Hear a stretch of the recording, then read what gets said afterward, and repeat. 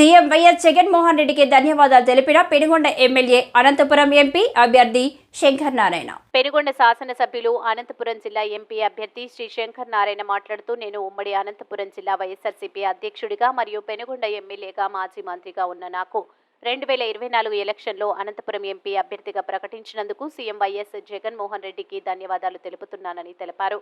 ఈ కార్యక్రమంలో మున్సిపల్ మాజీ చైర్పర్సన్ ఉపేంద్రరెడ్డి మరియు కార్యకర్తలు పాల్గొన్నారు. మాజీ మంత్రివర్యులు శంకర్ నారాయణ గారిని నియమించడం జరిగింది. మరి వీరిద్దరికీ కూడా రాయదుర్గం నియోజకవర్గంలో అయితేనేమి అనంతపురం పార్లమెంట్ అంతా కూడా మద్దతు ఇవ్వాల్సిందిగా కోరుతా ఉన్నాం.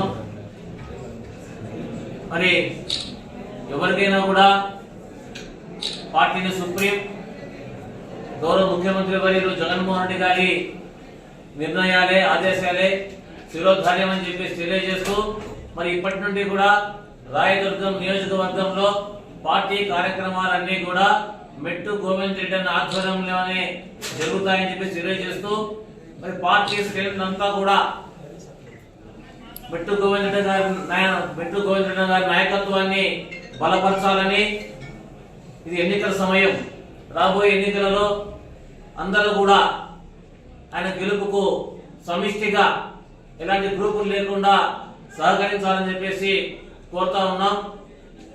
మరి రెండు రోజుల కిందట కాపు రామచంద్రరెడ్డి గారు ఇక్కడ ప్రెస్ మీట్ పెట్టారు. వైఎస్ఆర్సీపీ పార్టీ అధిష్టానాన్ని కూడా విజయవాడలో కూడా 4 మాటల్లో కొద్దిగా ఆపోజిట్ గానే మాట్లాడినాడు. మరి 2 దినాల కిందట రాయదుర్గం నియోజకవర్గంలో కాపు రామచంద్రరెడ్డి గారు మాట్లాడుతూ, ఏ పార్టీ నాకు అవకాశం ఇచ్చినా కూడా కళ్యాణదుర్గం నియోజకవర్గంలో నేను అభ్యర్థిగా ఉంటాను, రాయదుర్గంలో నేను మా కుటుంబ సభ్యులే అభ్యర్థిగా ఉంటానని చెప్పేసి కూడా పార్టీకి వ్యతిరేకంగా మాట్లాడినాడు. పార్టీ క్రమశిక్షణకు కూడా భంగం కలిగించే విధంగా ఆయన వ్యాఖ్యలు ఉన్నాయి. మరి ఒకటి చెప్తా ఉన్నాం, పార్టీని ఎవరు వ్యతిరేకించినా కూడా శాసనసభ్యత్వానికి మీ అందరికి కూడా సుపరిచితమే. మరి దాదాపు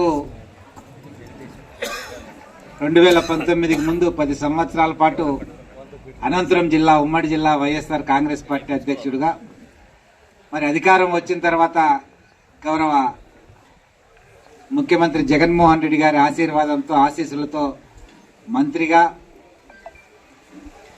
మరలా ఇప్పుడు మీ అందరికి కూడా